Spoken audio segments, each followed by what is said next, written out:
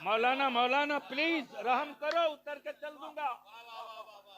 मैं जाहिलों की मंडी सुधारने नहीं आया हूं।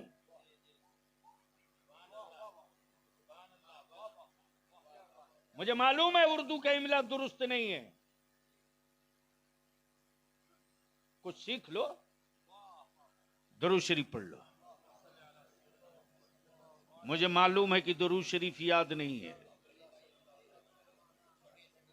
जिस कौम पर बिरयानी का नशा सवार हो, उस कौम पर आखिरत कहां सवार होगी। अब भी खबर लूंगा सबकी, कोई बचने नहीं जा रहा। इसीलिए कि मैं इसके लिए जिंदा नहीं हूं कि आपको जन्नत की चाबी दे दूं, लेके चल दो। मैं तो उन बेईमानों की दुकान में ताला ठोकूंगा जो हमारे बच्चों को अंधभक्त बनाने में लगे हैं। अब तो जिसे देखिए वही दुकान खोल के खड़ा है, जिसे देखिए वही दुकान का। कि क्या पागल बन चुका है मेरी कौम का नौजवान। अरे जन्नत के लिए बावला बने क्यों फिर रहा तू। जन्नत किसी मौलाना की जेब में थोड़ी है, जन्नत तेरी मां के कदमों के नीचे है। जलसों में नोट की गड्डियां फाड़ के उड़ाने वालों, कव्वालियों में बंडल फाड़ के उड़ाने वालों, काश यही 100 रुपया तू अपनी बूढ़ी मां को दे देता ना, तो जो कभी तू सोच नहीं सका है ना, वो दुआएं तेरी मां तुझको देती। मां और बाप का दिल दुखाकर मौलवी से जन्नत खरीदने चले हो। इतनी कुटाई दोनों की होगी ना कि कयामत के दिन पहचान में दोनों नहीं आएंगे। हाँ सीधी बात है। तो मैं क्या कह रहा था, यानी इतनी देर की मेहनत यूं ही चली गई है जरा। या खान साहब आपकी गाड़ी बहुत पीछे है।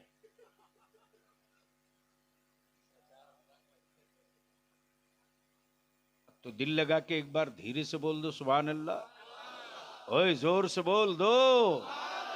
मैं क्या कह रहा था, इसी भारत में उसी आशिकों के जत्थे का एक कलंदर चला, नाम मोइनुद्दीन है, लकब गरीब नवाज है। शहाबुद्दीन गौरी की फौज भारत से शिकस्त खाकर लौट रही थी। जख्मी सिपाहियों ने जब सुन्नतो शरीयत से सजा हुआ चेहरा देखा, नूर के सोते से निकला हुआ वजूद देखा, नूर की किरणों से जगमगाया हुआ चेहरा देखा, तब शहाबुद्दीन गौरी के सिपाहियों ने कहा, बड़े साहब हम तो तलवार लेकर आए थे, हार गए। आप कई दिनों तक टिकिएगा भारत में। तब मौला अली के बेटे ने मुस्कुरा के कहा, ओ शहाबुद्दीन गौरी, तू तलवार लेके आया था, हार गया। मैं कुरान लेके आया हूं, यही हुकूमत करूंगा। तब बलिया भी कहता है, जो जमीन के लिए आया था वो बाबर जहीरुद्दीन था, और जो मुस्तफा के दीन के लिए आया था वो ख्वाजा मोइनुद्दीन था।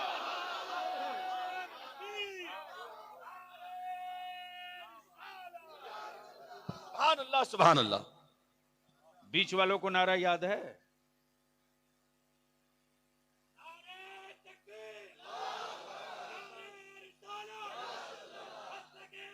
हाय हाय हाय हाय।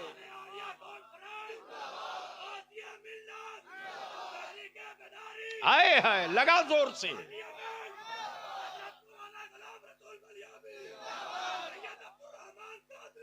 वाह वाह वाह। अब बलिया भी पूछता इन मदरसे और दारुल उलूम वालों से, जब मेरा ख्वाजा आया था उस वक्त कोई दारुल उलूम नहीं था, न कोई यूनिवर्सिटी थी, न कोई कॉलेज था इस्लामिक, लेकिन आया था, आया था, आया था।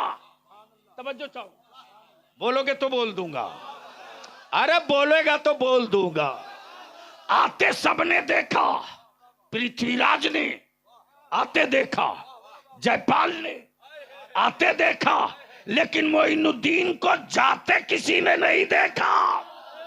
गोया बता दिया मेरे ख्वाजा ने कि महबूब का आशिक जब आ गया तो आ गया। महबूब का आशिक जब आ गया तो आ गया। अमा इसी कोठी और इमामगंज डुमरिया के इलाके में आए तो लोग बहुत थे, लेकिन उन्हीं आने वालों में एक अल्लाह वाला भी आया।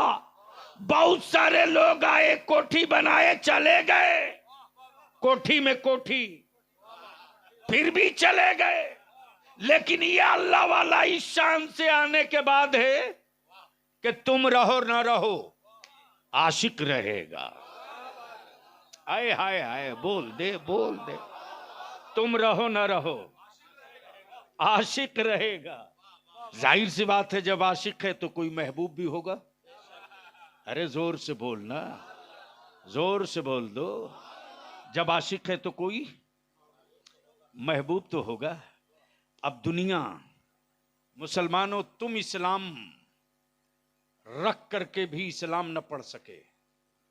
मुसलमान इस्लाम कबूल किया, इस्लाम पढ़ा नहीं, इसलिए कि छड़ दादा मुसलमान थे, दादा मुसलमान थे, पर दादा मुसलमान थे, अब्बा मुसलमान थे, अब भी मुसलमान हो। तो बलियावी यहीं रुक के कहता है, एक है खानदानी मुसलमान, एक है खानदानी मुसलमान, एक है कुरानी मुसलमान। खानदानी मुसलमान देखना हो तो अपना खानदान देख लेना, और कुरानी मुसलमान देखना हो तो करबला का मैदान देख लेना। तवज्जो चाहो, वहां कुरानी मुसलमान दिखेगा, वहां कुरानी मुसलमान दिखेगा। अब बलियावी यहां रुक कर एक आखिरी बात अर्ज कर दे, जब महबूब है तो आशिक भी होगा। बोलोगे तो बोल दूंगा, अरे बोलोगे तो बोल दूंगा। जब महबूब है तो आशिक भी होगा। आज पूरी दुनिया की यहूदियत, सऊदियत, नजदियत रिसर्च कर रही है, रिसर्च कर रही है। अहले इल्म की तवज्जो चाहो, अहले इल्म की तवज्जो चाहो। रिसर्च हो रही है किस पर, किस पर, किस पर? महबूब पर और उसके आशिकों पर। कुफ्र परेशान है, ईरान हैरान है, अमेरिका अमेरिका चीख रहा है, इसराइल इसराइल सर पीट रहा है। बलियावी तो कहता है, सुन सुन सुन, फिल्मों में एक्टिंग दिखती है, फिल्मों में एक्टिंग दिखती है, फलस्तीन में रियलिटी दिखती है। बोल बोल बोल बोल, समझो चाहो। अमा जिन जिन कुत्तों ने कहा था, बलियाबी को तो एक ही सवाल का जवाब चाहिए काबे के इमाम से,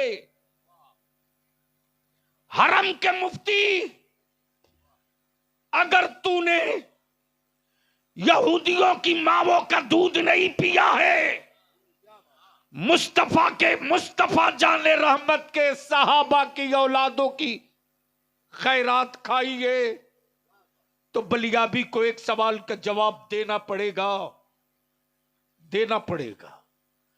हर साल हज के मौके से इत्तेहाद के पैगाम देने वाले इमाम काबा, इमाम हरम, काबे का मुफ्ती बताओ बताओ, फलस्तीन में मलबे के नीचे दबे मेरे बच्चे चीखते रहे, मकानों पर मिसाइल गिरते रहा, मेरी बेटियां अपने जिस्म से हिजाब न उतारी, हमारे छोटे छोटे बच्चे चीखते रहे, दम तोड़ती मेरी बेटियां कहें मैं अपने अल्लाह से शिकायत करूंगी, मैं अपने परवरदिगार से जुल्म बयान करूंगी। लेकिन एक मर्तबा एक लफ्ज भी काबे का मुफ्ती न बोल सका, इमाम हरम न बोल सका, और उसके दल्ले और एजेंट इंडिया में कहते कि काबे के इमाम के पीछे नमाज क्यों नहीं पढ़ते। बलिया भी कहता अगर तुम सऊदिया के दलाल नहीं हो तो उसका कॉलर पकड़ के पूछ कि भारत में बरेलवियों का एक सिपाही बलिया भी है जो दिल्ली के सत्ता के सीने पर चढ़ के कहता है आखिरी सांस तक फलस्तीन जिंदाबाद बोलते रहूंगा। जिंदाबाद जिंदाबाद, वाह वाह वाह वाह, नारे तकबीर, नारे रिसालत, सुभान अल्लाह। काश ये गुफ्तगू बलिया भी कहीं और किया होता। अगर तुझको तेरे मजहब का नारा याद है तो बीच से खड़ा होकर लगा दे, जवाब दे जोर से।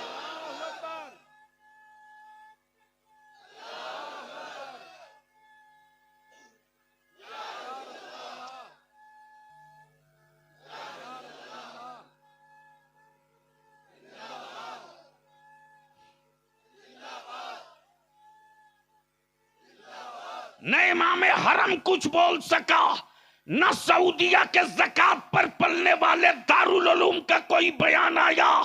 लेकिन याद रखना दुनिया के किसी मुल्क के हुक्मरान हो, याद रखना दुनिया के किसी कंट्री के हुक्मरान हो, याद रखना ईमान वालों के सब्र के सामने जब फरात सिलेंडर हो सकता, जब नन्हे अली असगर के सामने जवान यजीदियत सिलेंडर हो सकती, और बरेली के जब इमाम इश्क के कलम के सामने पूरी बदअकीदगी सिलेंडर हो सकती, तो मुस्तफा के आशिकों से पंगा लेने वालों, चाहे यूपी के हो या गुजरात के, एक दिन तुम्हें भी सिलेंडर होना ही पड़ेगा।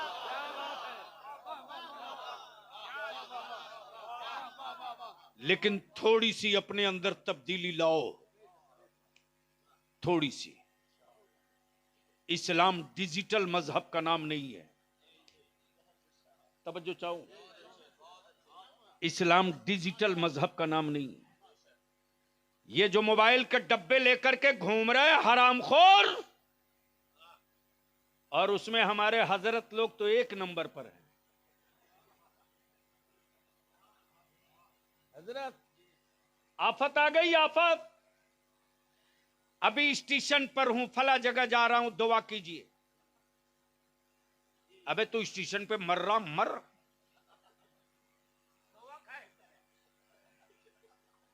टिकट लेके जा। अभी प्लेन में बैठ गया हूं, दुआ कीजिए, अल्लाह करे क्रॉस कर जाए। हंस मत, जो सच्ची बात है बोल रहा हूं। हमारे बच्चे जो कॉलेज स्कूल वाले हैं, जो स्कूल और कॉलेज वाले हैं, हमारे बच्चे उतना फोटो वायरल नहीं करते जितना हजरत लोग करते हैं। माफ कीजिएगा, यह कड़वा सच है। 24 घंटा हजरत उसी कब्र में पैर लटकाए, तब हमारे बच्चे समझते हैं अच्छी चीज है, तब ना हजरत लगे हैं। इसलिए अब इमाम साहब लोगों से भी थोड़ा सा सावधान हो जाओ, और कहो कि हजरत वो डिजिटल, वो कीबोर्ड वाला मोबाइल रखिए तो इमामत में रखेंगे, कुछ तो कंट्रोल होगा। पैसा नहीं हजरत, नमाज में खुशू और खुजू आ जाएगी।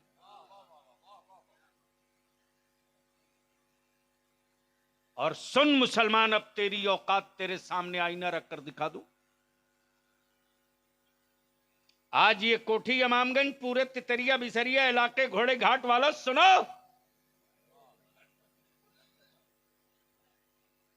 आज के 22 साल 28 साल 30 साल वालों को क्या पता रे, जब इन इलाकों में न बिजली न सड़क कुछ नहीं, पगडंडी थी। क्या हम लोगों के बाप दादा की ख्वाहिश नहीं थी कि बढ़िया खाना खाए? नहीं खाए। नमक रोटी खा के जी लिए, सब्जी रोटी खा के जी लिए, चटनी रोटी खा के जी लिए, लेकिन जमीन नहीं बेचा। बोल सही है कि गलत? अरे जोर से बोल, सही है कि गलत? लेकिन आज दामाद खरीदने के लिए तूने जमीन बेचा और बेटा बेचने के लिए तूने जमीन बेचवाया,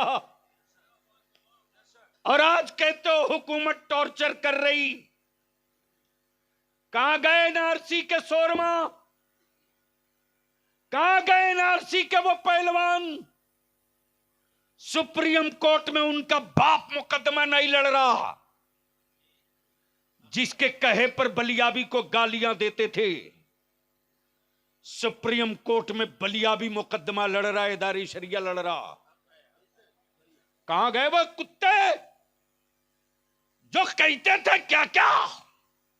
सुनो, इदारे शरिया की तहरीक बेदारी का एक मिशन है, निकाह सस्ता करो, निकाह सस्ता करो।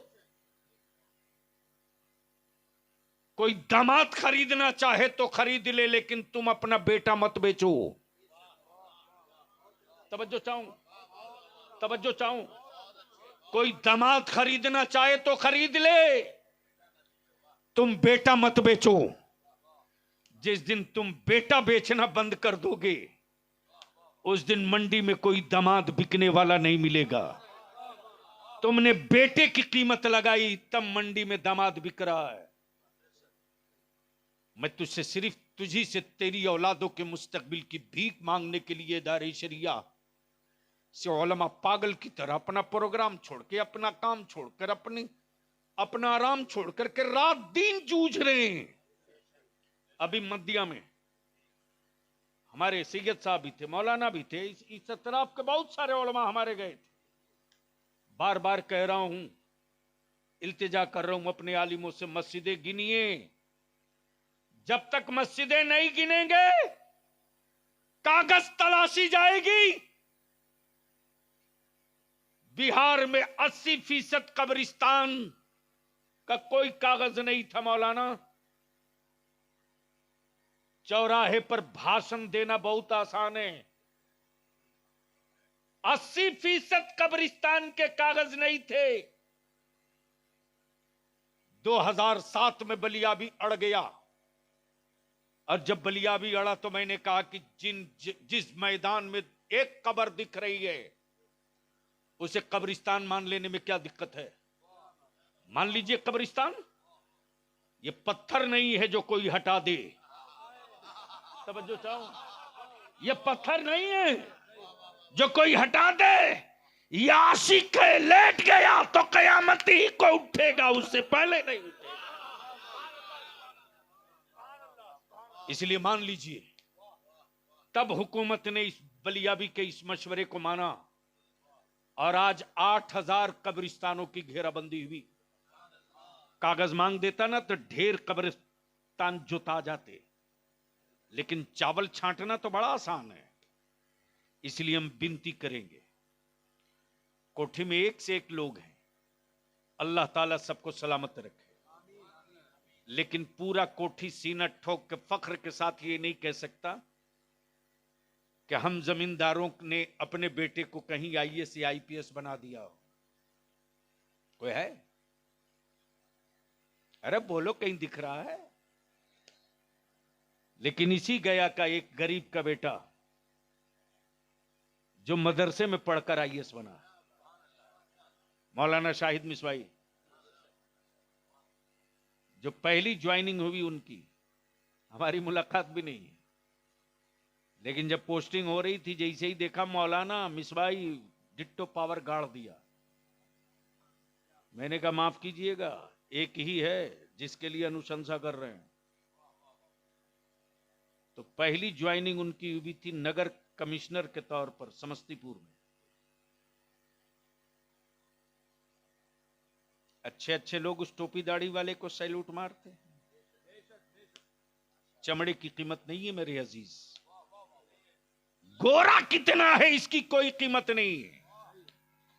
काला कितना भयानक है इसकी कोई औकात नहीं, तेरे अंदर क्वालिटी क्या है? जोर से बोल दो। बस मेरी गुफ्तगू का आखिरी हिस्सा, ब्यूटिलिटी से काम नहीं चलेगा, क्वालिटी से काम चलेगा। इस्तेमाल क्वालिटी की जाती है। अगर मोबाइल के डब्बे में दूरियां कम करने के, आवाज ट्रांसफर करने की कैपेसिटी ना हो, तो यह डब्बा 1,50,000 20,000 में कोई नहीं खरीदेगा। क्वालिटी खरीद रहा है, डब्बा नहीं। क्वालिटी खरीद रहा है, डब्बा नहीं। अगर चाहते हो कि भारत में तेरी औलादों को लोग खरीदें, तो ब्यूटिलिटी की तरफ मत जा, क्वालिटी की तरफ जा। बेटा बहुत खूबसूरत हो, क्वालिटी चोर की हो, तो पूरा समाज नफरत करेगा। अब बेटा चाहे जितना काला हो, अगर क्वालिटी यह है कि जहां खड़ा हो जाए वहीं से जत्था निकल जाए, तो उसका दुश्मन भी उसको सैल्यूट ठुकेगा। इसलिए मैं ज्यादा वक्त न लेते हुए आखिरी बात अर्ज करूंगा कि मेरे अजीज, निकाह को सस्ता करो, महंगी शादियां बंद करो। 25-50 गाड़ी ले जाना यार बंद करो। और अगर कोई दौलत वाला नहीं मानता है तो गरीबों, तुम अपनी बिरादरी, अपनी पार्टी अलग करो। गरीबों, तुम अपनी पार्टी अलग करो। मत जाओ किसी अमीर जमींदार के बेटा बेटी की शादी में। मत बुलाओ उन जमींदारों को, उन रईसों को, उन बड़े पैसे वालों को। न तुम जाओगे, न तुझे जमीन बेचने का एहसास पैदा होगा। न तुम जाओगे, न उनके डेकोरेशन का कोई असर तेरे दिमाग पर होगा। इसलिए कि जहेज की लानत गरीबों की झोपड़ी से नहीं, अमीरों की कोठी से निकली है। शादियों में फजूल खर्ची की वबा गरीबों के घर से नहीं, गरीबों के घर से नहीं, अमीरों की हवेली से निकली है। और इस लानत को दफन नहीं करोगे तो आज तो तुम दिख रहे हो, आने वाले दिनों में तेरी औलादें नहीं दिखेगी। अपनी औलादों को भारत में रोशन और हक और पावर के साथ जिंदा रखना चाहते हो तो मत 3 टाइम खाओ, 2 टाइम खाओ। मत बढ़िया मकान बना, रहने दे टूटी खाट पर, लेकिन अपनी औलादों को पढ़ा, अपनी औलादों को पढ़ा। जिस दिन तू अपनी औलादों को पढ़ाकर पावर का कलम दिला देगा, पावर का, जब क्वालिटी होगी तो पावर भी होगा, जब क्वालिटी होगी तो कलम भी होगा। याद रखना, तलवार के मारे हुए जख्म भर जाते हैं रे, कलम का मारा हुआ घाव जल्दी नहीं भरता। हमारे बच्चों को कलम से मारा जा रहा है, इसलिए बलिया भी इल्तिजा करेगा। ये कॉन्टेक्ट देकर के बुफे सिस्टम पर दावत और बिरयानी उड़ाने वालों, कभी सोचा है कि जिस मुर्गे और मटन की बिरयानी खा रहे उसको ज़बह किसने किया है? अरे बोलो, पूछा है? खाओगे हराम की बिरयानी और कहोगे दुआ कबूल नहीं होती। सच ये है कि मुस्तफा का गुलाम अगर आह भर लेना तो मदीने को खबर हो जाती है। इसलिए मेरे अजीज, आज ही मैंने गुजारिश की है हजरत के जानशीन से, बड़े भाई साहब को तो पहचान ही रहा हूं, वो हमको नहीं पहचान है। डरिए मत, डरिए मत, उतरिए मैदान में। एक बड़ी जमीन देखिए। मुझे मालूम है कि दोनों स्टेट के जंगल और सरहद के बीच में क्या हो रहा है। कुछ हरामखोरों ने मेरी औलादों को नशे के कारोबार में ढकेल रखा है। एक एक की डाटा मेरे पास मौजूद है। हमारी औलादों की जिंदगी से खेलने वाले वो माफिया लोग हमारे बच्चों को गलत ट्रैक पर चढ़ा रहे हैं। और हम उलमा इकराम से भी अपील करेंगे और खासतौर से आपसे, इस पूरे इमामगंज, डुमरिया, तेतरिया और वो जो परतापुर का जो इलाका है, बौरा शरीफ वगैरह का, अहले सुन्नत की हर मस्जिद का इमाम, उसका सदर सेक्रेटरी, और अगर मदरसा हो तो उसका सदर मुदरिस और सेक्रेटरी, इसकी एक लिस्ट बनाइए। एक मीटिंग हो मौलाना अहमद अली साहब, पहले मस्जिदें गिने, आबादियां गिन ली जाएंगी और उसी से हम एनालिसिस करें कि हमारे मोहल्ले में, हमारे टोले में, हमारे गांव में कितने बच्चे हाई स्कूल पास हैं, कितने ग्रेजुएशन में, कितना ड्रॉप आउट हो रहा, कितना पढ़ाई छोड़ रहा तो क्यों छोड़ रहा? अगर बाप की गरीबी की वजह से छोड़ रहा है तो जलसे का पैसा कम करेंगे, दावत का पैसा कम करेंगे, वलीमे कर बजट घटा देंगे।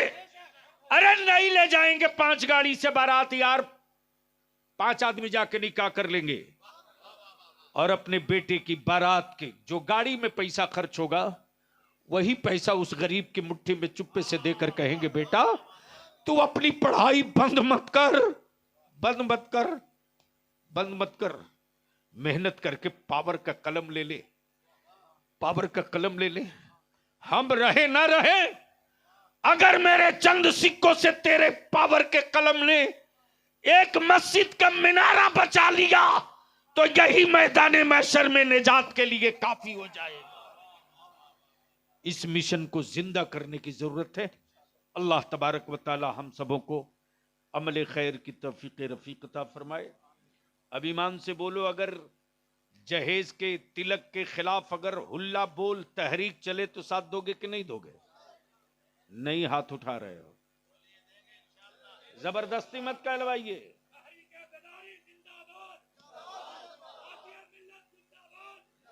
ये कोई कुम के बाबा लोग थोड़े ही है। आजकल तो मत पूछिए साहब, बस है तो है, हमें उस पर तो कुछ कहना नहीं। क्लियर बोलो, तिलक जहेज खत्म होना चाहिए कि नहीं होना चाहिए? ईमान से बोल, खत्म होना चाहिए कि नहीं? जितने लोग चाहते हो तिलक जहेज डिमांड खत्म होना चाहिए, जरा हाथ उठा दो। उठाए रखो, एक बार जरा गौर से देख लीजिए। अरे उठाए रखो ना, अपने पड़ोस में देखो कोई बिकने वाला बकरा तो नहीं है। बोलो, जहेज तिलक खत्म होना चाहिए कि नहीं होना चाहिए? निकाह सस्ता होना चाहिए कि नहीं होना चाहिए? तहरीक बेदारी की तैयारी कराइए। हर गांव में एक पंचायत बने, हर गांव में एक चटाई बने। तोड़ दो बिरादरी की दीवार को। अरे मुसलमान कयामत में न पठान से, न शेख से, न अंसारी से, न मंसूरी से, न राइन से, इससे तो थोड़ी पहचाना जाएगा। कयामत में तो इससे पहचाना जाएगा कि ये नबी वाला है कि नहीं, ये अली वाला है कि नहीं, ये अबू बकर वाला है कि नहीं, ये उस्मान गनी वाला है कि नहीं, ये गरीब नवाज वाला है कि नहीं, गौसे आजम वाला है कि नहीं। अल्लाह ताला अमल खैर की तौफीक दे। जलसा खत्म नहीं हो रहा है, जहां है वहीं बैठे रहे। बलियावी साहब से मुसाफा करना ये फर्ज नहीं है, ये वाजिब भी नहीं है, बल्कि मेरे आका की नात शरीफ सुनना और तकरीर सुनना ये जरूरी है। ठीक है, तो जो जहां है वहीं बैठे।